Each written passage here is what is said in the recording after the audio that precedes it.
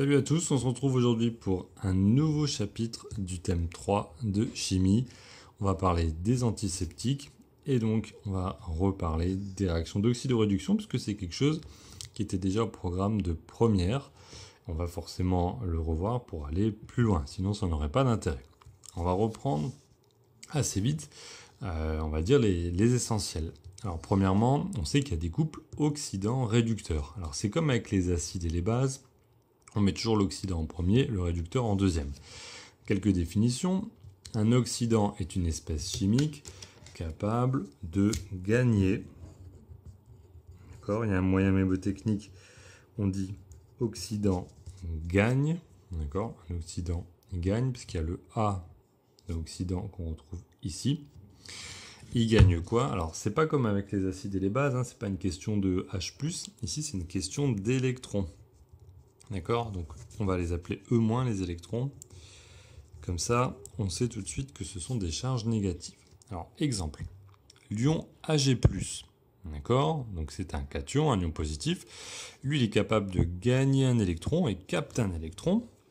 Et donc, s'il capte un électron, je te fais la petite manœuvre, Ag+, plus E-, ça nous donne Ag. D'accord ? En fait, l'électron, c'est juste une charge moins. Donc ça nous permet ici de supprimer le plus. D'accord ? Parfois, on voit aussi écrit Ag0. On n'est pas obligé de le mettre. Ça peut montrer que ça devient neutre. D'accord ? Donc ici, E-. Donc Ag+, E- donne Ag. Donc c'est bien ici, lui, c'est bien un oxydant. L'ion Cu2+, lui, on vous dit qu'il peut former le cuivre Cu tout court. Donc pour faire ça, il a gagné ou il a capté non pas un électron, mais il en a capté 2. D'accord ? Bon, un ou plusieurs, c'est le même principe. Donc là, on a 2 oxydants.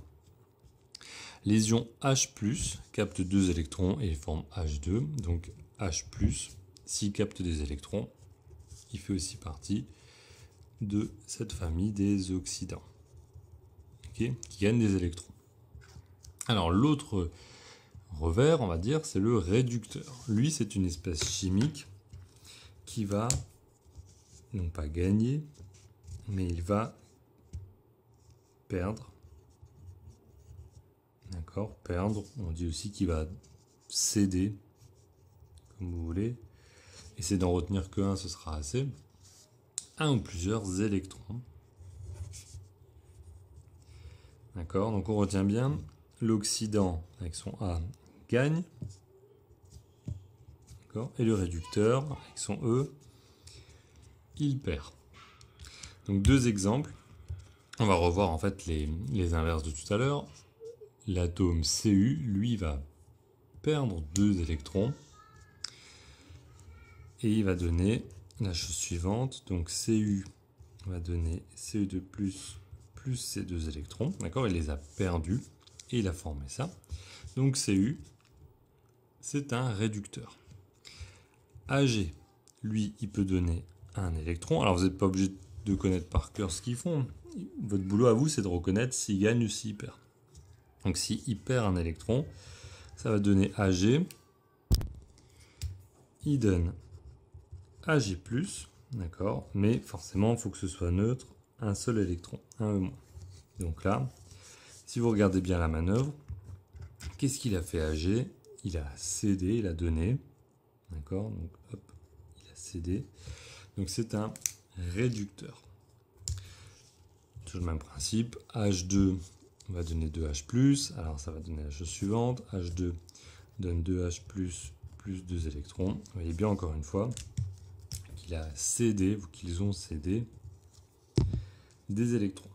Bref, donc quand on cède des électrons, on est un réducteur. Quand on en gagne, on est un oxydant. Petite gymnastique, moyen mémotechnique pour arriver à reconnaître qui est qui. Bon, ça c'est du par cœur.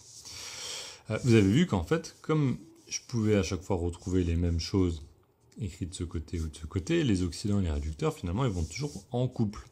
Donc, couple oxydant-réducteur, deux espèces forment un couple. Si on passe de l'un à l'autre en transférant des électrons, bon, donc par convention, on place toujours l'oxydant à gauche et le réducteur à droite. d'accord?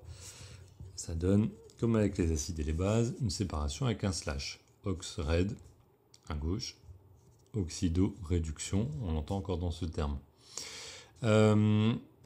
Donc là, je vous ai écrit les couples. Donc voilà, je le refais en fait là. Donc l'oxydant, on va le mettre ici. Le réducteur, on va le mettre là. Et on va juste rappeler que lui, alors hop, il perd les électrons. Et lui, il gagne les électrons. Comme ça, vous avez tout ici. D'accord? Alors, ce qu'on peut aussi vous donner, ça c'est bien si on vous donne le couple, parce que vous êtes capable de tout retrouver comme on l'a fait là, mais on peut vous donner directement la demi-équation. Donc ça c'est encore mieux, parce qu'on a carrément toute la manip. Alors quand on fait une demi-équation, c'est comme avec les acides et les bases, on essaye de mettre un égal. Parfois on peut mettre une flèche, mais là je vous conseille de bien mettre un égal. On commence toujours par mettre à gauche l'oxydant, d'accord? À droite le réducteur. Ok, et on laisse un petit peu de place parce que je vous ai dit qu'il y avait une histoire d'électrons. Alors souvenons-nous, l'électron, il va se balader où?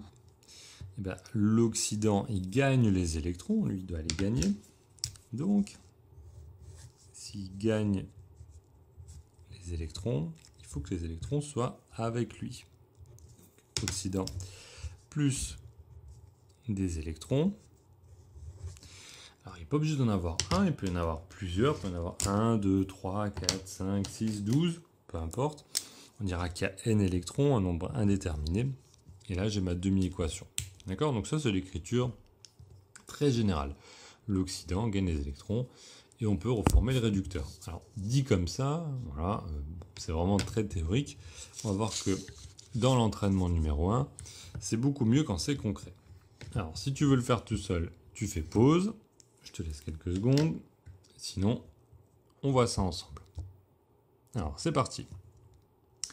Tu as une équation, une demi-équation, pardon, qui est déjà écrite. À quoi tu le vois? Il y a égal. Alors, ce qui est très intéressant, très important de faire, c'est de trouver où sont les électrons.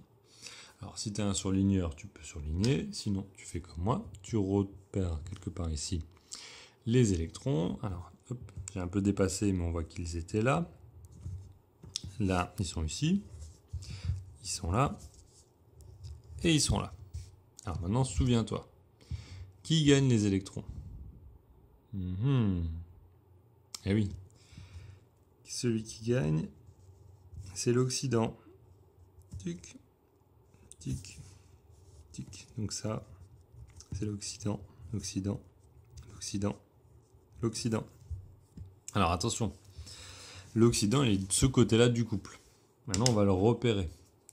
Quel est le couple? Alors, là-dedans, il faut chercher les espèces qui donnent justement ce couple. Et ça peut jamais être les... Enfin, ça peut jamais être. C'est pas en priorité les H+, on verra, qui nous servent à équilibrer, ni les H2O. Donc eux, tu les comptes pas dans ta recherche du couple. Le couple, en fait, il est là et là.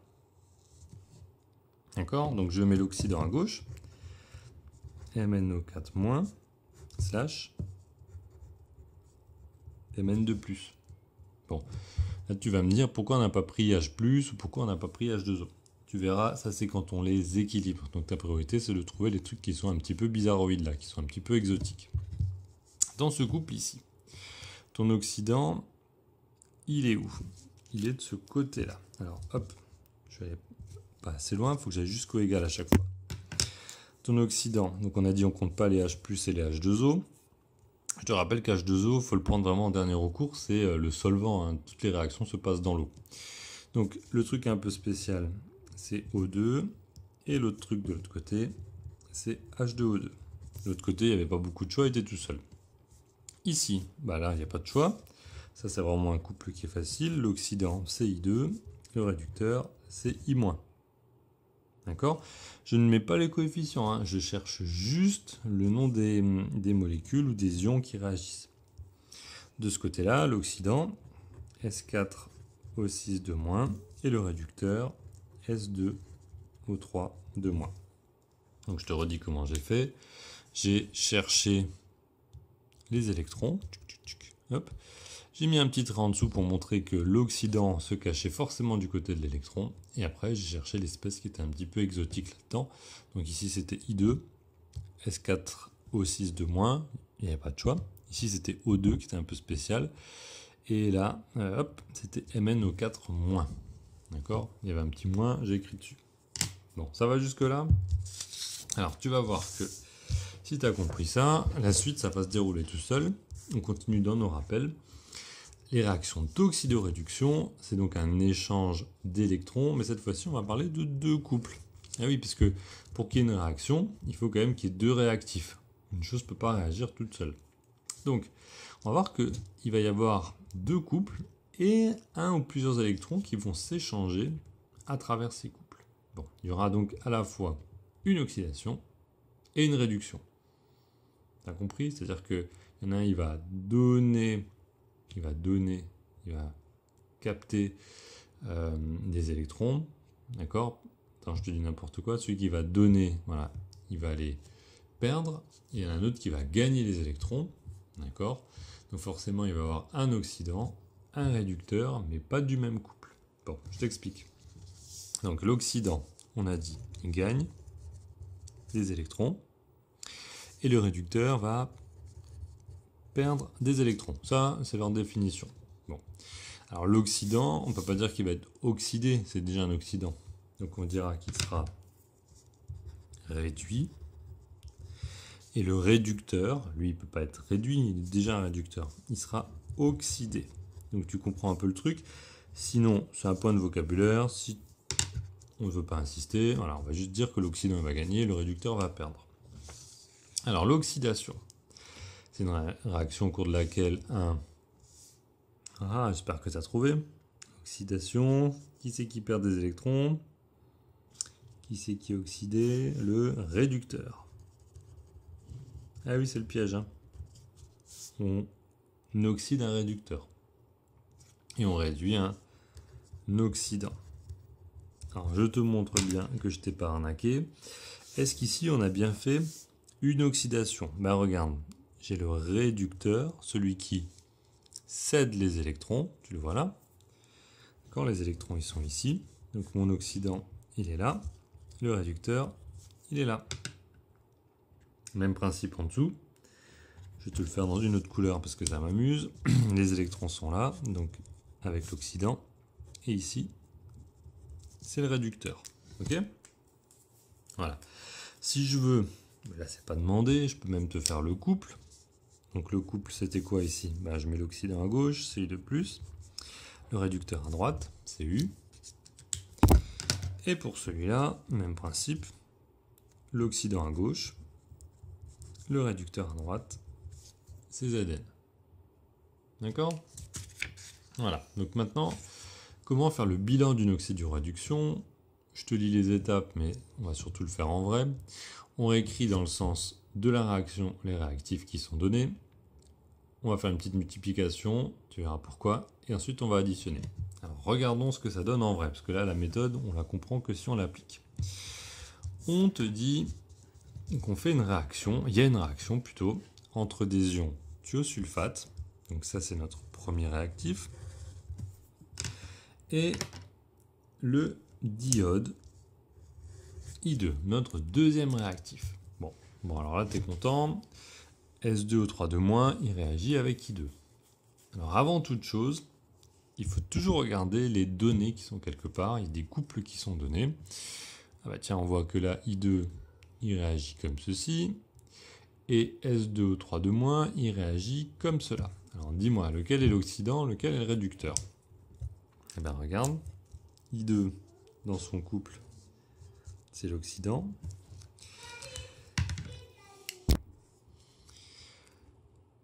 Et dans l'autre couple, l'oxydant, il est là. D'accord? Les couples sont écrits dans le même sens. Bon, ça arrange pas trop tes affaires parce que toi, ton réactif, il est là.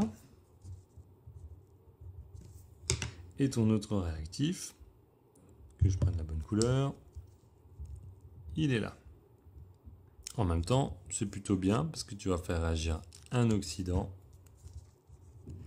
avec le réducteur d'un autre couple. D'accord? Il faut toujours que ce soit comme ça. Donc, il faut faire réagir un oxydant avec le réducteur d'un autre couple.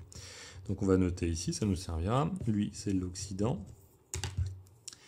Et lui, c'est le réducteur. D'accord? Alors, je vais leur donner des numéros de couple. Ça, ce sera, on va dire, l'oxydant du couple 1. Et ça, ce sera le réducteur du couple 2. Alors, je te montre comment faire. On va réécrire proprement les demi-équations avec, à gauche, nos réactifs. D'accord? Nos réactifs du jour. Donc, je vais commencer par celui-là ou par celui-là, m'en fiche.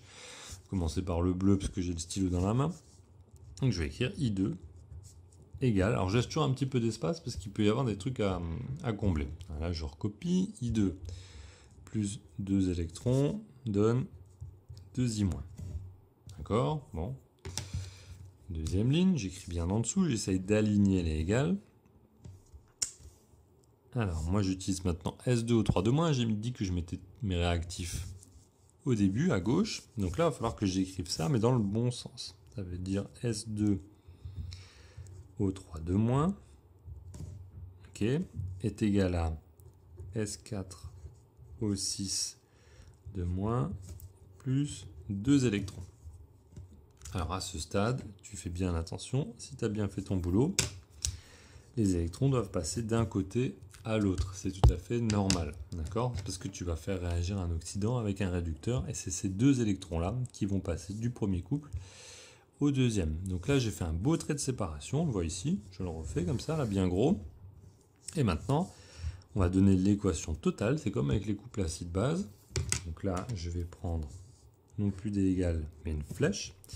Et je vais additionner tout ce qui est à gauche, tout ce qui est à droite. Et si tu as bien bossé, les électrons devraient se simplifier. Mais ça, on va voir après. Alors, on va le faire avec les bonnes couleurs. Je vais commencer par la première ligne. I2 plus 2 électrons plus 2S2 au 3-2- donne, la flèche, hein, tu sais qu'elle se lit, donne 2I-. Et là, j'ai fini pour cette ligne. Plus S4 au 6 de moins, plus 2 de moins. Et comme avec les acides et les bases, si tu as bien bossé, les électrons doivent pouvoir se simplifier parce qu'en fait, ils se sont transférés, mais on n'en a pas créé, on n'en a pas perdu. Sinon, ça ne marche pas. Et là, en fait, tu as ton équation totale. Bon, si tu voulais t'amuser, tu pourrais la réécrire sans les E-, mais je pense qu'en barrant, tu as à peu près compris le principe. Donc voilà pour cette première vidéo. On est revenu sur les définitions essentielles, c'est-à-dire qu'est-ce que c'est qu'un oxydant, qu'est-ce que c'est qu'un réducteur. Donc je te rappelle les moyens mnémotechniques. Oxydant gagne, réducteur perd. Il perd ou il gagne quoi? Des électrons. Ça te permet d'écrire des couples. L'oxydant en premier, le réducteur en deuxième, toujours. Et grâce à ça, tu peux faire des réactions, mais il faut avoir deux couples. On fait réagir un oxydant avec le réducteur d'un autre couple. Ok? Voilà, si tu as compris ça, on ira un petit peu plus loin dans la prochaine vidéo. Allez, à plus!